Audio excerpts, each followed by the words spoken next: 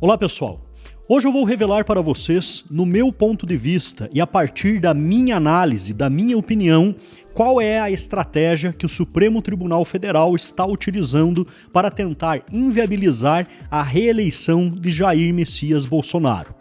Antes de começar esse vídeo, eu quero deixar claro que esse é apenas um vídeo de opinião, apesar de que isso não significa muito mais no Brasil. Essa não é uma teoria da conspiração e eu não estou fazendo nenhum tipo de acusação ao Supremo Tribunal Federal. Eu estou tentando aqui fazer uma análise política. Porém, esse tipo de análise hoje está colocando em risco muitas pessoas que trabalham na área de comunicação, em especial, lógico, os canais da direita conservadora. Ontem, por exemplo, o canal do Renato Barros, que tem 4 canais na verdade, né? Mas o canal principal dele é o Questione-se, com 937 mil inscritos, foi desmonetizado pelo YouTube. Renato Barros também tinha outros 3 canais e vivia exclusivamente desse trabalho, com dedicação total, assim como eu, assim como muitos outros youtubers. E praticamente sem uma justificativa, ele acabou perdendo a sua monetização. Eu fui pesquisar aqui e ele já estava aqui desde 2020 na lista das agências de checagem, né? Que tentam denunciar qualquer canal que dê a sua opinião a favor do governo Bolsonaro, a favor das ideologias de direita ou mesmo contrárias a qualquer ideologia de esquerda. Dessa forma, mais uma voz está sendo sufocada. E a qualquer momento o nosso canal também pode passar por isso. E não só o nosso, todos os canais de direita. Vocês estão acompanhando aí os mais importantes e mais relevantes canais de direita, aos poucos vão sendo tirados da jogada. E algumas pessoas até comentam, né? Ah, mas você não precisa de monetização para fazer um vídeo ou para gravar denúncias ou alguma coisa assim. Esse é o nosso trabalho, nós somos comunicadores. Assim como um jornalista que trabalha na televisão precisa do seu salário, se o seu salário for cortado e ele for obrigado a continuar fazendo jornalismo, ele vai estar fazendo um trabalho escravo. Como que ele vai sustentar a sua família, como que ele vai pagar as suas contas, comprar equipamentos, pagar a conta de luz, Wi-Fi, né, os editores de vídeo, a galera que trabalha aí nos bastidores da produção de vídeos, que você só vê aqui o Olímpio falando, o Renato falando, né? O fulano, o ciclano, a Bárbara, mas nem sempre nós estamos sozinhos, né? Uma produção de um vídeo, uma produção de conteúdo envolve muito trabalho, muita pesquisa e principalmente muito risco. Então, antes de começar a falar aqui sobre a minha teoria, né, sobre a minha análise da estratégia que está sendo utilizada pelo STF, eu quero pedir novamente para vocês. Nós precisamos do seu apoio, não é brincadeira. Os nossos canais estão perdendo alcance, estão perdendo monetização, alguns estão sendo completamente desmonetizados. E se nós não nos prepararmos para os próximos meses, provavelmente nós seremos calados antes das eleições. Então, curta esse vídeo agora mesmo, compartilhe esse vídeo com todos os seus contatos e aproveite também já para deixar o seu comentário aqui sobre o conteúdo que nós vamos falar ou dando alguma sugestão aqui para o nosso canal. E se você quiser colaborar com o nosso canal para que a gente possa continuar fazendo esse trabalho, indiferente do que possa acontecer aí nos próximos dias, também você pode contribuir com um Pix. Aqui abaixo nós temos o nosso endereço do Pix, que é o mundopolarizado2021@gmail.com. E também tem dados aqui, caso você queira fazer uma transferência bancária, se você não utilizar Pix. Qualquer valor aí, nós temos aí pessoas que fazem a partir de R$1 aqui, centavos às vezes, né? É o que a pessoa pode contribuir e nós agradecemos muito, porque o pouco de cada um acaba ajudando muito na nossa sobrevivência aqui, na manutenção do nosso canal a longo prazo. Bom, vamos lá. Então, antes de explicar essa teoria, eu quero mostrar essas notícias aqui para vocês. Olha só. STF abre 6 ações contra Cajuru e reforça entendimento contra imunidade parlamentar na web. Segunda turma decidiu por 3-2 que ataques e ofensas de senador a outros políticos não são protegidos automaticamente pela imunidade. Mérito das ações ainda será julgado. Bom, o que aconteceu aqui? Cajuru fez algumas ofensas a outros 2 congressistas. Essas ofensas, tendo fundamento ou não, são protegidas por lei, pelo artigo 53 da Constituição. Ou seja, Cajuru tem o direito, como senador, em se manifestar, denunciar e até mesmo, dentro da moral dele, da ética que é comum a ele, fazer ofensa se ele bem entender, porque a Constituição protege isso. Indiferente se eu gosto ou não de Cajuru, se você gosta ou não dele, indiferente de se nós concordamos com as coisas que ele falou, existe um artigo da Constituição Federal que permite, que dá o poder dele por imunidade parlamentar para que ele possa parlar, porque essa é a função dos parlamentares. Ele tem que falar aquilo que ele precisa falar. E depois, os parlamentares podem entrar com o devido processo legal. Poderiam pedir aí um processo por quebra de decoro dentro do Senado, poderia entrar com um processo por calúnia e difamação, apesar de que daí a imunidade já protegeria ele, né? Enfim, mas as coisas deveriam ser feitas dentro da lei. E por que essa notícia aqui é tão importante? Para complementar toda a nossa teoria do que eu vou explicar aqui para vocês para frente. Bom, a partir de hoje está praticamente decretado o fim da imunidade parlamentar. O primeiro passo foi com Daniel Silveira. Daniel Silveira foi investigado, foi vítima de um inquérito que não tinha embasamento legal, acabou sendo julgado e condenado. Depois recebeu um indulto. E olha só o que está acontecendo agora. Juiz extingue processo sobre indulto a Daniel Silveira.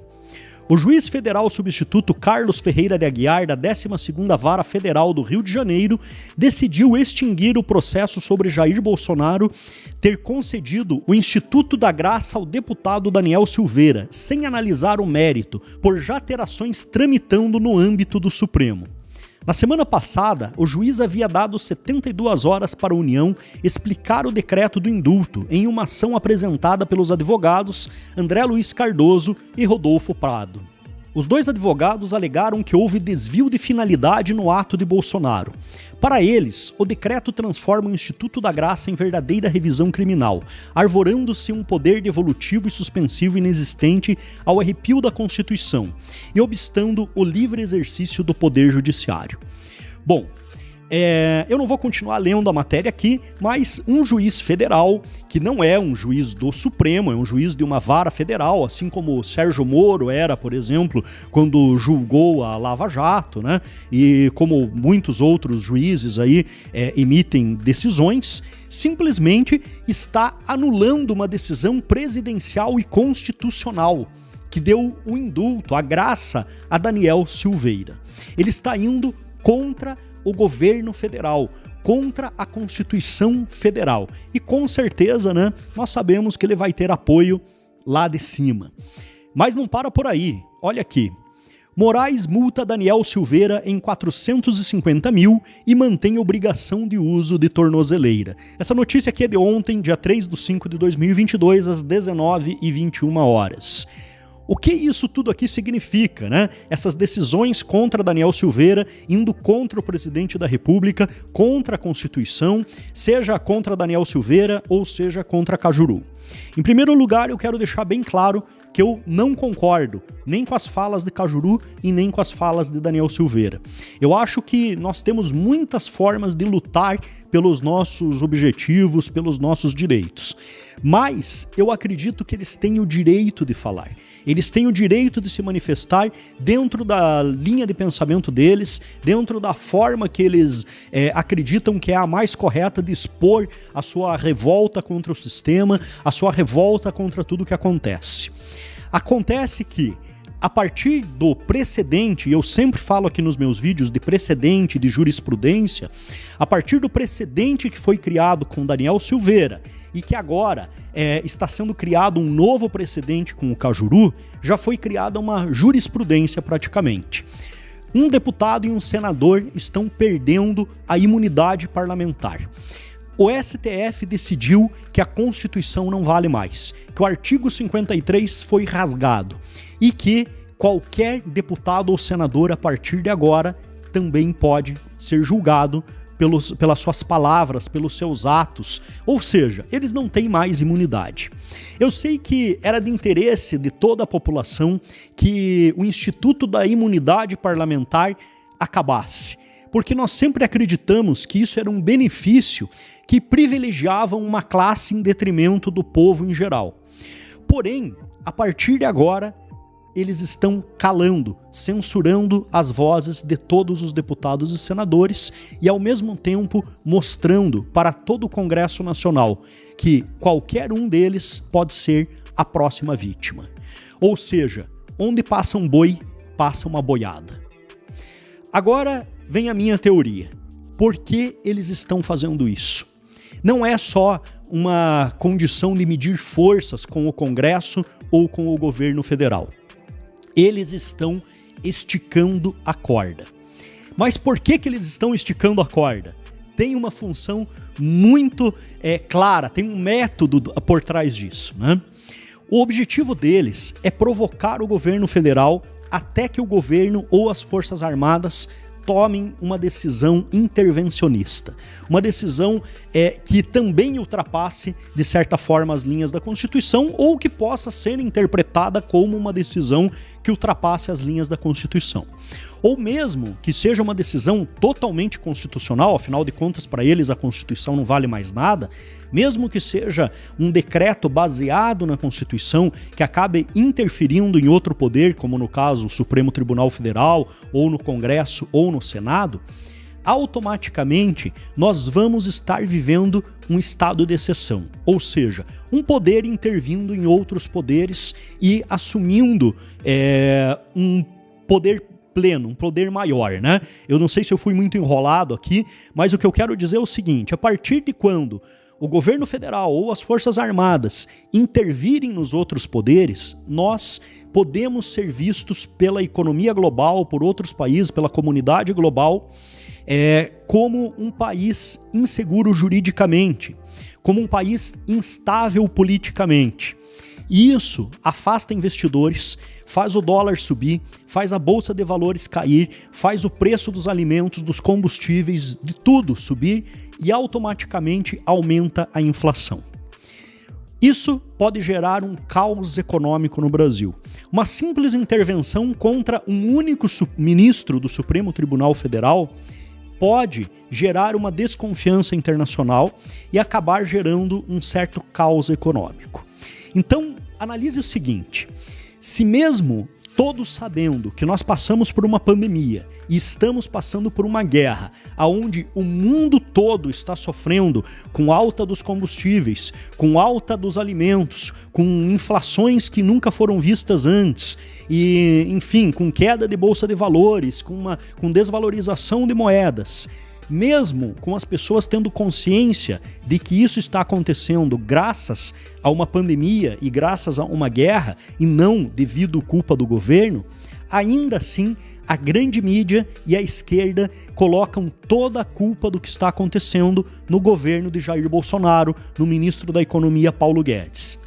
E muita gente acredita nisso e repete esse discurso. Nós vemos pessoas simples, pessoas que têm pouco acesso à informação, repetindo esse tipo de discurso que atribui a culpa da economia, dos problemas da economia, ao governo de Bolsonaro, como se ele fosse responsável por tudo que acontece no mundo. Agora imagine se nós tivéssemos uma intervenção, um ato um pouco mais forte em relação ao Supremo, às ações que o Supremo tem tomado, ou mesmo a outros poderes, né, ao Congresso Nacional, ali representado pela Câmara ou pelo Senado. Se isso influenciasse negativamente na economia, provavelmente grande parte da população se voltaria contra o governo e se voltaria contra o presidente. E isso poderia inviabilizar a reeleição de Bolsonaro. Pelo menos é o que passa provavelmente na cabeça deles. Então, eles estão tentando atacar por todos os lados todos os apoiadores do governo, eles estão tentando calar as vozes dos canais de comunicação que ainda defendem o governo e ainda contam a verdade para a população, e eles estão tentando provocar uma situação de conflito que leve a uma instabilidade política e econômica no Brasil. E isso traria realmente talvez uma impopularidade muito grande para o governo. Porque quando falta combustível no seu carro, quando falta comida na sua mesa, quando falta gás lá no botijão de gás da cozinha, quando faltam roupas, quando falta, né, alguma coisa para sua família, meu amigo, você se revolta, sabe? E o culpado sempre é o governo. O culpado sempre é o ministro da Economia. O culpado sempre é o presidente da República. E nós estamos às vésperas das eleições. Eles estão ficando desesperados porque eles não conseguem emplacar nenhum nome. Eles não conseguiram fazer nem ao menos o ex-presidiário ter algum tipo de relevância no cenário político.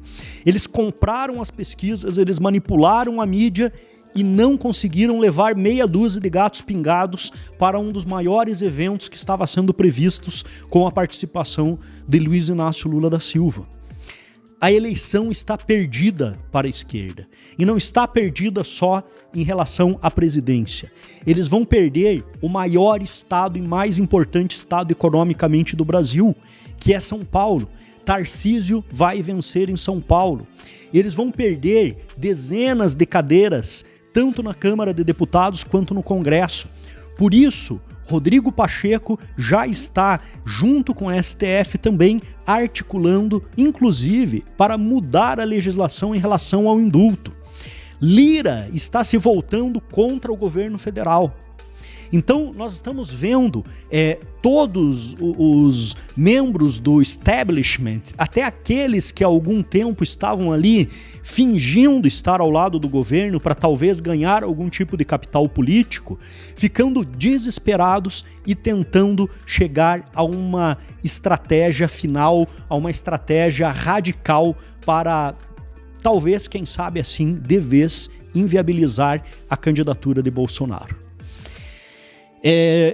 Esse vídeo aqui para mim pode ser o vídeo final do canal. Esse pode ser um vídeo, por mais que você não acredite nisso, você pode achar que eu estou exagerando, mas quem está aqui do outro lado da câmera, as pessoas que fazem parte de canais de direita, eu converso com alguns deles, sabem a pressão que nós estamos tendo.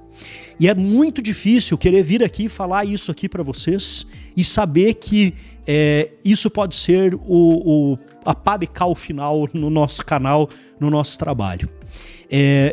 Eu não sei aonde a gente vai chegar com essa situação, mas nós precisamos do apoio de todos os brasileiros. Nós estamos precisando muito para ultrapassar essa situação, porque se nós cairmos novamente na mão da esquerda, o país não vai ter mais solução.